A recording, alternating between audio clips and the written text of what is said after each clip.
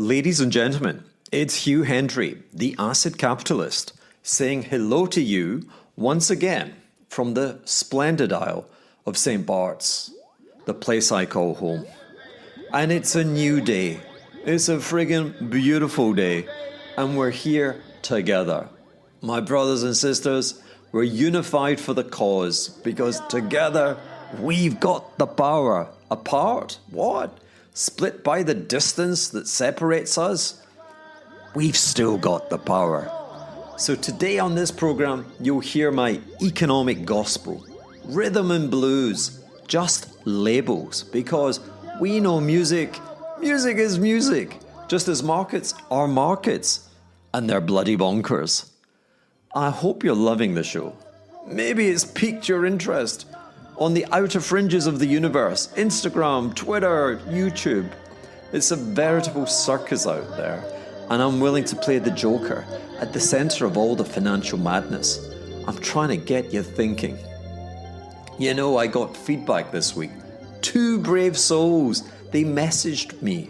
I have to thank you from the bottom of my heart.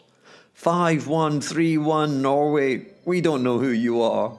But they said it was so good last week that they wanted to listen again. Heck, why not? 1 time, 2 time, 5 time. My Norwegian friends, I think I've listened to it over 10 times as I try and edit or refine my delivery. Anyway, I probably went to university with your parents in Glasgow. There were a ton of Norwegian students back then with your leather backpacks and your white woolly jumpers, all studying naval engineering. I love the lot of you. And 2766, Mr. or Mrs. Australia. Good day, mate. Calling for a mixtape. And you know what? As you can hear in the background, there's more music this week. Joyous music. Music makes me happy. Lifts my spirits. Sends them soaring. Lets me operate at a higher frequency of understanding. We're listening to Glasgow's very own Primal Scream. God knows what the lead singer Bobby Gillespie, what he thinks of me. Not a lot, I imagine. But think about it. You struggle for years and then you have a massive hit. And it's a DJ mix. And everyone can't stop dancing to it. But you're not even on the song. You're being cut out for some groovy beats. The Glaswegians, we fail at the ordinary, exceed with the impossible. Maybe in the weeks to come, I'll tell you about the time even I tried to save the music and buy EMI in 2005. But this week, the podcast is all about spreading positivity worldwide because 45% of you, I can't believe it, but you're stateside in America. God knows if you even understand me. 17% hail from the United Kingdom. Folks, we got to spread the message wider there. 7 from Canada, 6 from the Aussies. I got German, Swiss, Kiwi, Swedes, and of course the Irish. Oh, how I love my Irish brothers and sisters. Especially the DC Fontaines, an immense rock band from Dublin. Seem to be the new hot thing. Acid capitalism, truly from St. Barts, is spreading across the globe. Now this week, I thought I'd continue with a brief extract from my long neglected memoir to jump ever so briefly from the epilogue to the first chapter. Because I was listening to something and am I the last crop of those who had a childhood before the before the internet, an unconnected world, where we had to learn to entertain. Now I've lost that, I can't speak. Entertain ourselves. A hat tip to the ultra runner, what's he called? Rich Roll, something like that. Anyway, let me get into character. Chapter 1, the Chateau du Lait. And maybe after all, this is for my Australian cousins, because this is a tale about a crazy kangaroo, my first nemesis. He used to live in my parents' wardrobe, and there was no messing about with him. If I stepped out of line, he was going to have me. Now, I never actually met him, but I do wonder to this day what the plan was if I ever had the courage to open that door and confront the beast. Now, I don't think my parents were messed up sociopaths, but wait, were they? This is such a crazy true story. I mean, who invents an evil kangaroo to keep their kids in bed during the night? The pre-internet days. But I do wonder if that's where my own descent into absurdity, perhaps, where if it began thinking about that blasted kangaroo.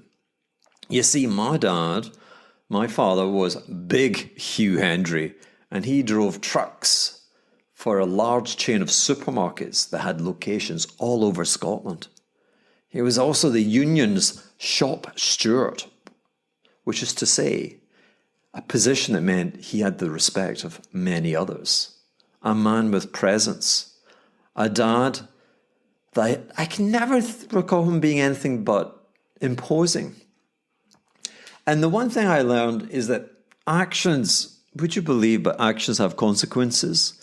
You can fuck about all you want, but somewhere, sometime, I promise you, you're going to get your chain yanked.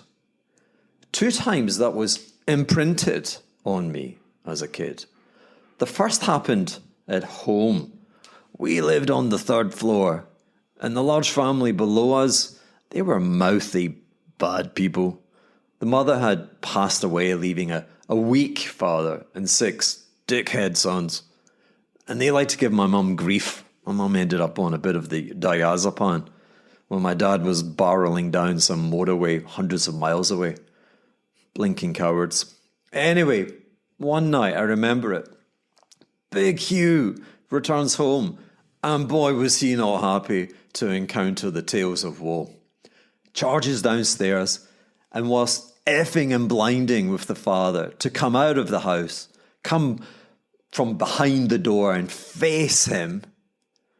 And remember, my father's shouting through the letterbox. And you know what happens next?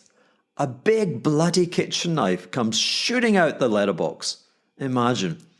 It didn't miss my dad by much. An inch or 2 perhaps.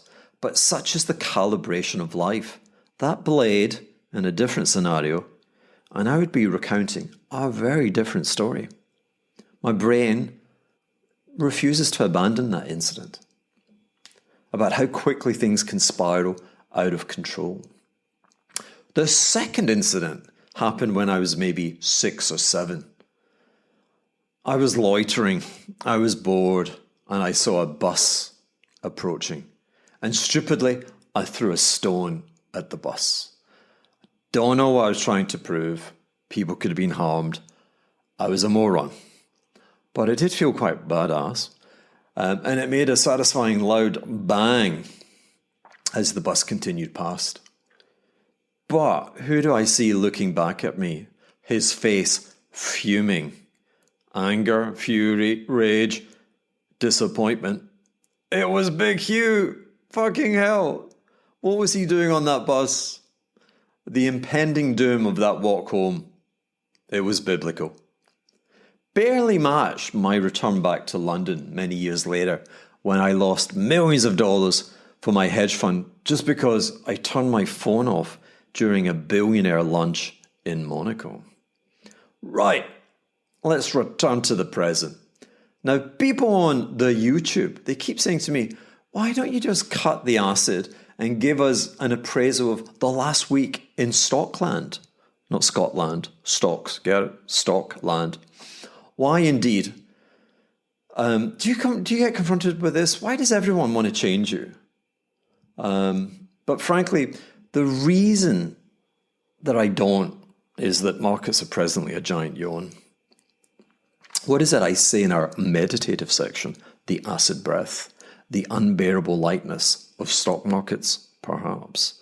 They want to go up, and there's no epistemology that's going to stop them. But you know what? I thought, let's give it a whirl. Let's see what I've got to say. So I was peering back last week, and the first thought, do you know what the first thought was? It was really the peculiar nature of December stock markets. Because you get to sell your losses for a tax shelter in the US. Losses to set against next year's winners. Now, not many stocks have fallen. Markets are up huge this year, 7 in particular. But you may have bought my TLT, the exchange traded fund, full of long-dated US securities. Oh dear, that's off about 7% this year. Sorry about that. But thank God I always carry, what did they say, 2 contrasting thoughts? Genius and all that is about 2 opposing thoughts in the head at all times. Did Hemingway say that? Life's eternal riddle. His characters, always carrying tension. The love and the war, the hope and the despair. A hyper-masculine guy with moments of profound introspection. Fragility, perhaps. Nope. Stop it, HH. I promise myself. No more grey introspection this week. Joy is our energy. And those Bobby Digitals, wow, Bitcoin's made the year very sweet. And really, I have to say, does it disappoint on an annual basis. But capitalism in America, astonishingly generous to the investor. That you have the misfortune of having to sell a stock at a loss, and Uncle Sam comes, pats you on the tootsie, and he gives you a tax credit to try again. You gotta love that have-a-go attitude. And leaving you with a little fiscal welcome pack, just for trying. And so at this time of the year, Wall Street rides with its winners, and it dumps the also-rans. It's a spectacle. Is it a kaleidoscope of capitalist lunacy? I wrote that down, but no. I think I prefer a joyous gambling den, displaying its aloofness. Definitely, I like that. Living in the capricious moment of today. The S&P, I think it was up 1%. I read somewhere, someone said, it's as if the S&P is running a marathon in heels. I've never tried, but oh my God, S&P is doing not bad. But it's the NASDAQ. We care about the NASDAQ, the spectacle again. Drunk on tech euphoria. It was up 3.3% in a week, goddammit. Rock stars, Nvidia. Actually, Nvidia somewhat listless after an astonishing 180% gain in the first half of the year. Kind of hasn't done much since. Maybe it's a well-deserved rest, or perhaps an incongruous pause. Markets, they're demanding SOBs, and they grow weary, perhaps, when surprises become the norm. Life is unfair. And Apple, Uncle Who, not Hugh, Uncle Who, Doctor Who, Uncle Who, I'm talking about Buffett, best investor in the world, unloading a stock, and the price is soaring. New highs, people. Apple, one of the most China-exposed companies. Geopolitical pawn in this US-China game. Talking of China, does it invade Taiwan? I mean, I can't say no. Does it retaliate against tariffs? You bet. But the market doesn't care. Doesn't care. It makes me think of the onset of World War I. I'm not that gloomy. But did you know markets ignored the impending doom until the Archduke was assassinated? And then they had to close the markets. Imagine. Now, earnings, I mean, I'm struggling. Lululemon and Ulta Beauty. Cinderella's at the ball. Ulta what? Ulta Beauty? Never heard of it. Why is it not called Ultra?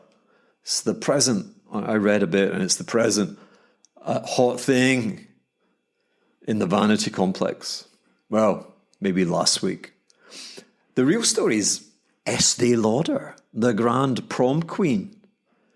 Hitched a ride to China's Great Promise a few years back, but now struggling to live with the spouse that promised much but delivered little. Stocks fallen from 380 to $80. trading like it did back in 2012. Imagine you've lost a decade of returns. Beauty markets. I'm still vibing that. Let's stop and ponder. Beauty where capitalism blends with overpriced foundation. I think, is that unkind? Maybe it's cheap. I don't know. I don't buy foundation. But people worshipping after unattainable perfection. Now that sounds familiar. So beauty seems an apt place for a metaphor, for a financial metaphor. Because whether it's beauty or stocks, peddling hopium in liquid or digital form is a $1 trillion business fueled by the collective insecurity of humanity. Want to glow like a Kardashian? I couldn't even point to a picture of a Kardashian. Anyway, do you want to invest like a Buffett? Well, honey, it's going to cost you. Beauty in the stock market beast. They're not just selling eyeliner in Sephora. They're monetizing existential crises on Wall Street. Meanwhile, and it wasn't last week, it'll be in a week to come, but the Fed's next move on the 18th looms large. And this week, I'm going to say this, I'm going to take myself a hostage to fortune ahead of this week's inflation print. But inflation at the CPI level is dead. It's heading to 2. It will not move the needle, folks. US mortgage rates, they're near 7%. The banks are nearly paying you 5%, and inflation's heading to 2%. Real rates are just too high. So I firmly believe the Fed's going to cut and keep cutting, just like their loony friends north of the border. Now, I don't mean to say they're loony to be disrespectful. The loony is it a plant? I think it's a Canadian plant. It's how we talk about the currency, the Canadian currency. Okay, so I really don't think I'm going to be asked again for a review of the week. Anyway, talking of nothing of particular import, but nekfu, you're like, what? Where are you going? Come back. But nekfu is a rap star in France, and I love his song. Can you hear it? Dun, dun, dun. It's called Plume. Plume is like a pen. He's a writer. And you know French slang chops up words, reverses the order, a bit chaotic. I think they call it the verlan. Well, let's examine nekfu. The kid's called Ken in real life, and Fu, well, the boy's lyrics are on fire. So Ken backwards is neck, and Fu, hey, Ken's on fire. Neck Fu, plume baby. I'm not going to quote his lyrics in French, but in English, I mean, they seem oddly appropriate for my conversation. I'd like to be as contemporary as timeless. For that, I'll contemplate the sky. I'm of those who keep their ears open, not of those who wait for nothing. If you haven't seen the Netflix episode, the L'Étoile Vagabonde, the story of his writer's block, I would recommend it. Now, let's change gears, because back over on Patreon and Substack, where are the good folk? Come on, I'm waiting. Anyway, I've been busy publishing this week, and I wanted to make a correction, because I've been talking about the end of rationality in the financial circus, memes, and Michael Saylor, boss of MicroStrategy. And I wanted to set something straight for the record, because Saylor's not mad. No, I'm selling MicroStrategy stock as is his wont. He's selling literally billions of the stock to buy Bitcoin. Now that's genius. Depraved? Maybe, but genius. In his position, I do exactly the same. But it's the madness that's no accident. It's the inevitable outcome of decades of economic policies that have funneled wealth upwards while leaving everyone else to rot. In the 1980s, Gordon Gekko, remember the film Wall Street? He sold globalization as a panacea, but it didn't happen. Shitty wages for the many and golden assets for the few. A generation locked out of the housing market, burdened by student debt. Burdened, I think I'm going to be burdened with my kids' student debt. And the arrival of AI, and they're being told their future's going to crumble. So people need a release, and they turn to the markets. Now, if GameStop a few years back was their Bastille, and the newly IPO'd and zooming higher Reddit, is Reddit the guillotine of the many with the few? Is MicroStrategy their meme zenith? Because to be clear, buying that stock is madness. The stock is a derivative of a derivative, a speculative punt on a man's speculative punt. It's financial inception, and only the very stupid are playing. This, my friends, is what happens when the future has been pawned to keep the stock market rising. And history will record this. Protests like Occupy Wall Street are so 2011. It's trades which are the new frontier. A guerrilla warfare fought with nihilism and short squeezes. But here's the kicker. Whilst the mob rages with legitimate anger, the potential to make a ton of dough is mesmerizing. I'm talking about the emerging options market for Bitcoin ETFs. How shall I put this?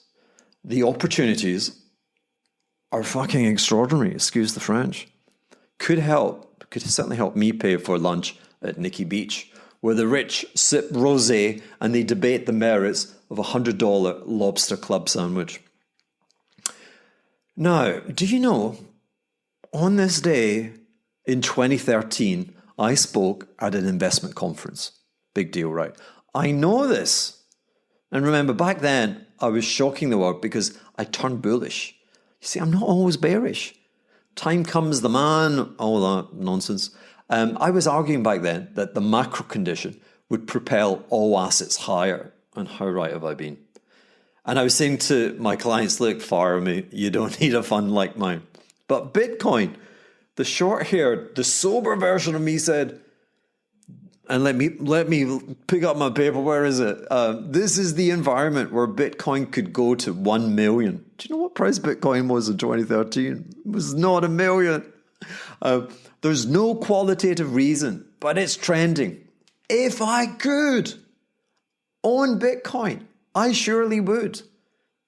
But 11 years ago, there were no listed plays back then. No ETFs, no options, no futures, no easy ways to play the Bitcoin for a hedge fund like mine. If there had been, I think I'd own all of St. Barts today. So people, what are you waiting for? I can't tell you the trades. You don't have to be a rocket scientist. You never just buy with something, you kind of buy and sell something against it because options are expensive. But have a look. I'm just saying, have a look. Make your own decisions.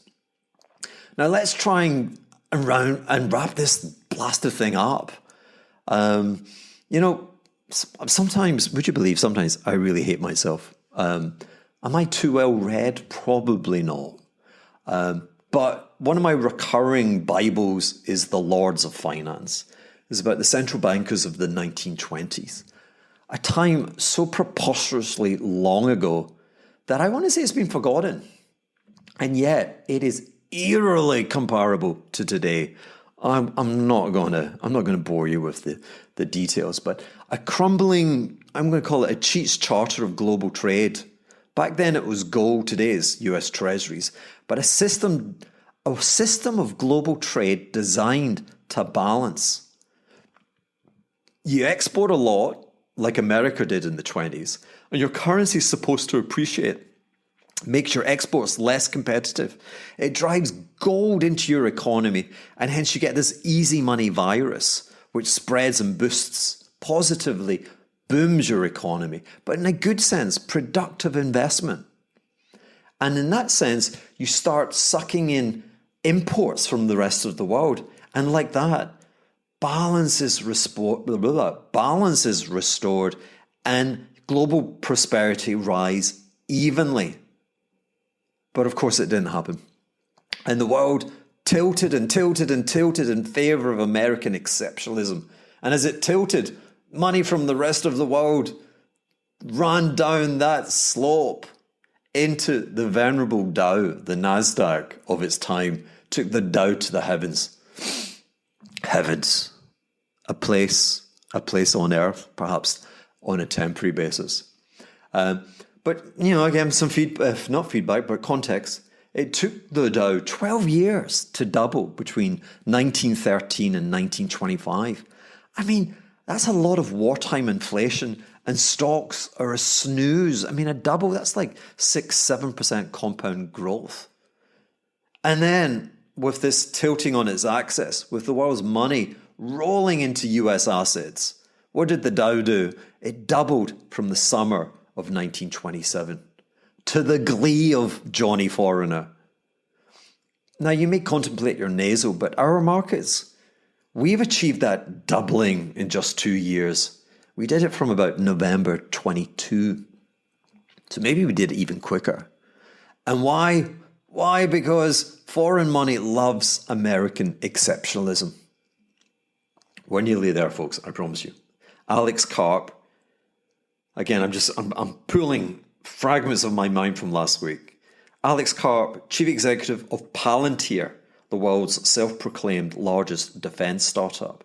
The stock, I was saying Nvidia's up 180%, but it peaked in early June. But since early June, guess what? Alex's stock, Palantir, is quadrupled, risen from $20 to $80. Incredible. But I love how he speaks. Check him on the YouTube. There was the Ronald Reagan Defense Conference last week. And he said, when he talks, he's kind of an acid capitalist. And he was talking about why the macro condition is so kind to America today. Obviously, AI, American intelligence. But it's at the beginning, not the end of the revolution. And America owns it. First-tier companies, second-tier companies, JVs, everything. Everything wants to be in America. Tech is obviously booming. And no other sovereign supports it like America. It's a massive structural advantage. And what with the UK not working, China on this goods, Japan's dead, Europe a leaderless mess, dying of old age and wokeism. All that makes a difference because just like the late 1920s, money is flooding into America. That's where we're at today. Foreign capital flooding in. The biggest, the only capital market in the world today is America. Now here's the point. It has, and it continues to cause massive asset price inflation. Why do we measure consumer price inflation? We're barking up the wrong tree. So as I leave you, are we joyously sleepwalking to the precipice? After all, stocks that quadruple in 5 months, indices that double in less than 2 years, they can easily skid 60% and still be fine. Radio. Did radio kill the video star? Radio Corp of America, the Nvidia of 1929. The revolution came and it was as glorious as they promised. The stock needed more than 25 years to regain its high. We saw the same thing with Nasdaq in the year 2000. Exceptionalism, wonderful in thought, but in markets, stocks and exceptionalism, I don't like that so much. But that's way too sober and largely irrelevant for today's uber bullish landscape. I'm just saying, I'm setting my reservations on the record. So let's end with a joyous song, perhaps the finest French song ever written. I just love a bit of Charles Aznavour, La Bohème. I want to say that we were happy. Ça voulait dire, on était heureux. I'm killing it. It wasn't more than 20 years ago, and we were so happy. We were so young and crazy. I wonder if we will be singing something with the same melancholy in the years to come. I have no idea. Boom. Hey, let's find some acid breath for the people and let's just slow it down and contemplate a little on this week's show. Because people, we have the power. Together, unified, we have the power, my brothers and sisters. God rest. Until next week, Hugh Hendry checking out. Let me help you. I hope you're sat comfortably. They say it's important that your back is straight and upright. I don't know. Normally, I just lie in bed. I'm not trying to force anything. My eyes, they say your eyes should be open, but my eyes are wide shut. And I'm taking some deep breaths in through the nose, out through the mouth. So I hope your chest is expanding. And as the breath passes through your mouth, the muscles soften. The stress is being released.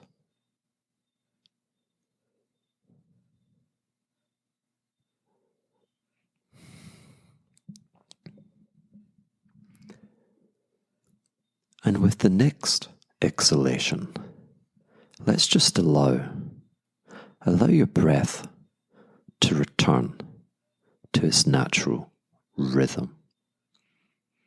And if your eyes are open, please close your eyes. Come on, I dare you. And here's the cool thing. Can you feel the weight of your body pressing down? Can you feel the gravity? The energy that's always there, but we're simply not conscious of it? I want you to relax.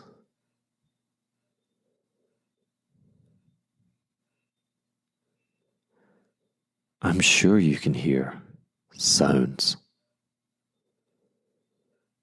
Let them pass. Let them go. Don't pay attention to them.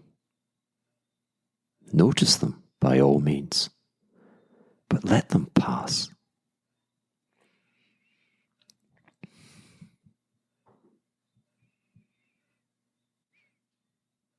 And as your attention returns to your complex body, notice how are you sad? Or are you lying there happy? How does your body feel right now? Tired? Or do you have a sensation of lightness? The Unbearable Lightness of Beings, a great book by Milan Kundera. If you're like me, you've probably got some restlessness in the body, some twitches, pangs. But without trying to change anything, just be curious. And let's do, it sounds like a science fiction movie, but let's do the body scanner. Starting at the top of your head and moving down through your body, searching out your feet with that curiosity to discover how your body feels right now.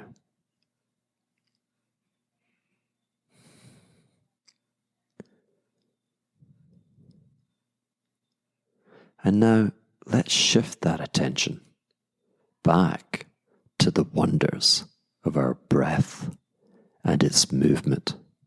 A movement, a Swiss clock, is always there in our body. Just where do you feel these undulations, these rising peaks and troughs of the breath within you? We're searching the sea of tranquility. I promise you, is close. Can you feel it? Some form of rhythm? Where is your breath? Is it irregular? I certainly hope not. Is it short, shallow? Or is it deep and profound? At this moment, only you can tell the secrets of your eternal echo chamber.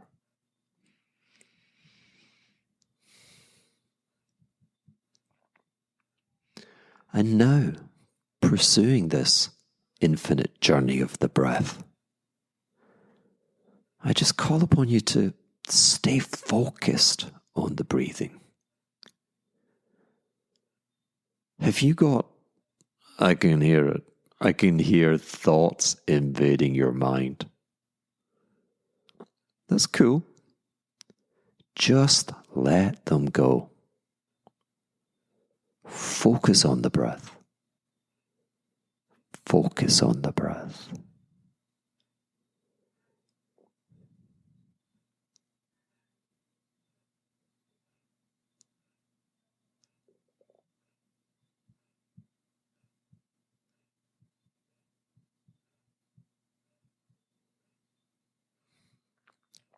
Still, allow those thoughts, those invaders, let them come, let them go.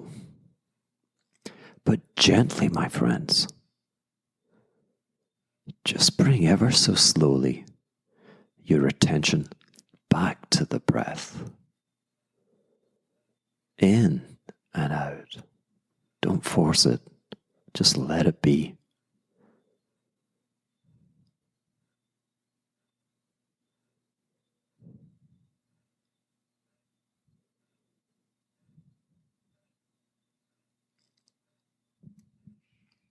Noise is everywhere.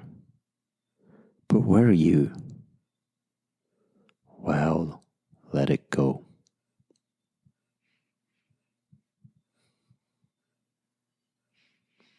Now, no more focusing on the breath. It's getting boring. Let that attention go as well. Let it all hang out. Go on, let your mind run riot. Let it focus on anything.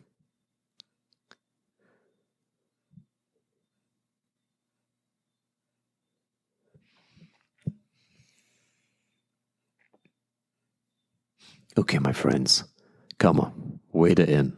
Let's bring it back. Attention. The body. Where's your body? Again, feel the majesty of the weight of your body pressing down. Your hands, your legs, your arms. Come on, people. Let's wake up. Let's be aware of the space, the sounds, the smells. Do you feel the sensations? A new beginning, a stirring? I don't know. But if you're ready, I beseech you to open your eyes. You have officially completed an acid capitalist magic carpet ride. Your grey matter is ready for the challenges that await. Be curious, be playful, be mischievous. Until the next time, the acid capitalist bids you goodbye.